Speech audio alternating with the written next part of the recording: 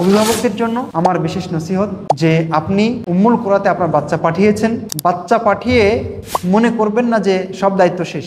না, আপনারও দায়িত্ব আছে। আপনিও আসবেন, খোঁজ খবর নেবেন, কি পড়লো, কি পড়ছে, ওর সাথে কথা বলবেন, শিক্ষক মণ্ডলীর সাথে কথা বলবেন। তারপরে কোথায় সমস্যা সেটা আপনাকে তদারকি করতে হবে। আর একটা কাজ করতে হবে যে আপনি ওকে ভালো হওয়ার জন্য এখানে পাঠিয়েছেন, কিন্তু নিজেই আপনি ভালো না। অভিভাবক এরকম অনেক আছে যে বাচ্চাকে মাদ্রাসায় দিয়েছে ঠিকই, কিন্তু নিজে এক ওয়াক্ত সালাত পড়ে না। আছে না এরকম?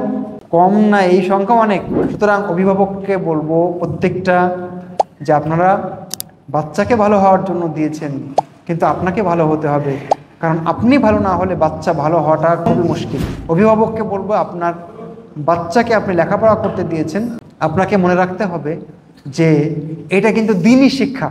এখানে আপনার মূল টার্গেট হবে আমার বাচ্চা অনেক বড় আলেম হবে, দেশ জাতির খেদমত করবে।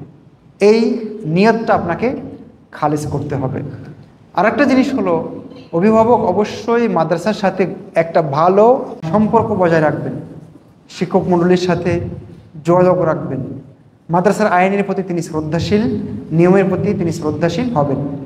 এরপরে অভিভাবকের জন্য আরেকটা জরুরি নির্দেশনা, যেটা আমি অনেক জায়গায় বলি এবং লিখি, সেটা হলো এই: অভিভাবক যারা বোঝেন না, এই লাইনের লোক না, তারা একাকী ডিসিশন নেবেন না, একাকী ডিসিশন মেকার হবেন না, একাকী সিদ্ধান্ত নেবেন না।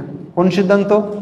আমার বাচ্চাকে কোন প্রতিষ্ঠানে পড়াবো, কোন ক্লাসে পড়াবো, ঠিক আছে উম্মুল কুরা চয়ন করলাম, কিন্তু কোন বিভাগে পড়াবো, হেফজে, নাজরাতে, নুরানিতে, কিতাব বিভাগে, কোন বিভাগে পড়াবো, এই সিদ্ধান্ত আপনি একা নেবেন না। তাহলে এই সিদ্ধান্ত কার মাধ্যমে নেবেন? এই বিষয়ে যারা বিশেষজ্ঞ তাদের সাথে কথা বলে নেবেন। আপনার শরীর যখন অসুস্থ হয় তখন ডাক্তারের পরামর্শ নেন না? অবশ্যই। তাহলে বাচ্চার ব্যাপারে কোনো সিদ্ধান্ত নিতে গেলে অবশ্যই ওই বিষয়ে যারা বিশেষজ্ঞ তাদের পরামর্শ নেবেন যে আমার বাচ্চাটাকে তো আমি এই বানাতে চাই, তাহলে আমার বাচ্চাটাকে কোথায় ভর্তি করব, কোন শিক্ষা প্রতিষ্ঠানে, কোন ক্লাসে, কোন বিভাগে, তারপর আপনি সিদ্ধান্ত নেবেন।